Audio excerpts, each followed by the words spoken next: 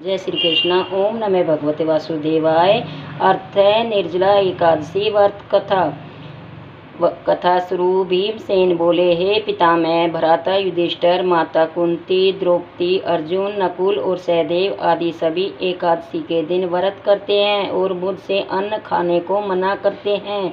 मैं उनसे कहता हूँ कि भाई, मैं भक्ति पूर्वक भगवान की पूजा कर सकता हूँ और अन्न दान भी दे सकता हूँ, परंतु एकादशी के दिन भूखा नहीं रह सकता। इस पर व्यास जी बोले, हे भीमसेन, यदि तुम नरक को बुरा और स्वर्ग को अच्छा समझते हो तो प्रत्येक मास की दोनों एकादशियों को अन्न नहीं खाया करो, नहीं खाना चाहिए। इस पर भीमसेन बोले, पितामह, आपसे मैं पहले कह चुका हूँ कि मैं एक दिन में एक समय भी भोजन के बिना नहीं रह सकता, फिर मेरे लिए पूरे दिन का उपवास करना तो कितना कठिन है। मेरे पेट में अग्नि का वास है, जो अधिक अन्न खाने से शांत होती है।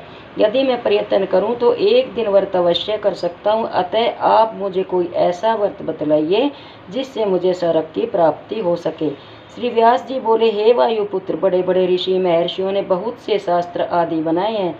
यदि कलयुग में मनुष्य उस पर आचरण करे तो अवश्य ही मुक्ति को प्राप्त होता है।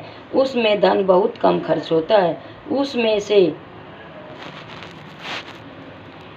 से जो प्राणों का सार है उसे कहता हूँ कि मनुष्य को दोनों पक्षों की एकादशियों का व्रत करना चाहिए, इससे उन्हें स्वर्ग की प्राप्ति होती है। श्री व्यास जी बोले, हे भीमसेन, वृष और मिथुन संक्रांति के सूर्य में ज्येष्ठ मास की शुक्ल पक्ष की एकादशी होती है, उसका निर्जल व्रत करना चाहिए।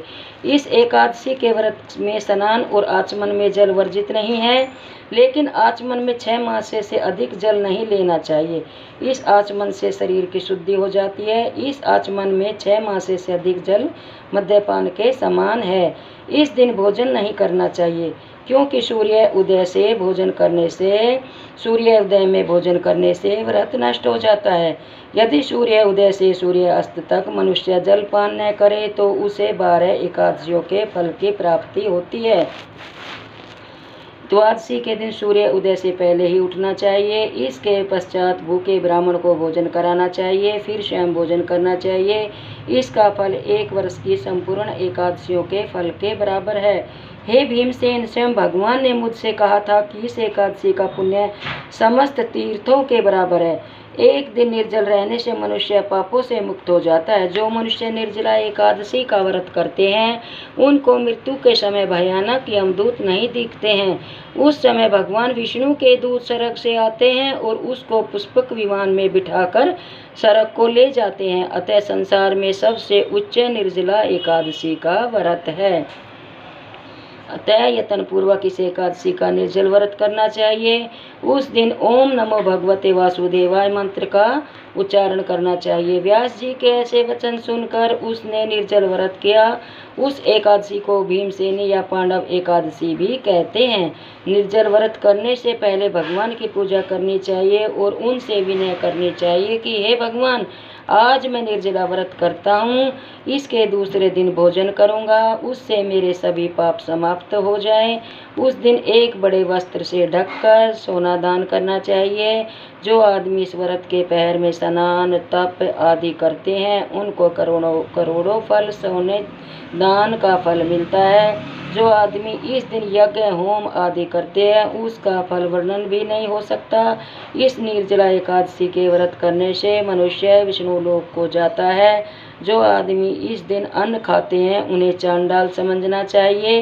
वह अंत में नरक में जाते हैं। ब्रह्म हत्यारे, मद्यपान करने वाले, चोरी करने वाले, गुरु द्वेष करने वाले, असत्य बोलने वाले इस व्रत को करने से स्वर्ग को जाते हैं। हे कुंती पुत्र, जो पुरुष या स्त्री इस व्रत को श्रद्धा पूर्वक करते हैं उनके निम्नलिखित कर्तव्य हैं। सबसे पहले उन्हें विष्णु भगवान की पूजा करनी चाहिए। तत्पश्चात गोदान करना चाहिए। उस दिन ब्राह्मणों को दक्षिणा, मिष्टान आदि देना चाहिए। निर्जला एकादशी के दिन अन्न, वस्त्र, छत्र, उपनाह आदि का दान करना चाहिए। जो मनुष्य इस कथा को प्रेम से सुनते व पढ़ते हैं उनको स्वर्ग की प्राप्ति होती है। बोलो विष्णु भगवान की जय। एकादशी माता की जय। 26 एकादशियों के नाम।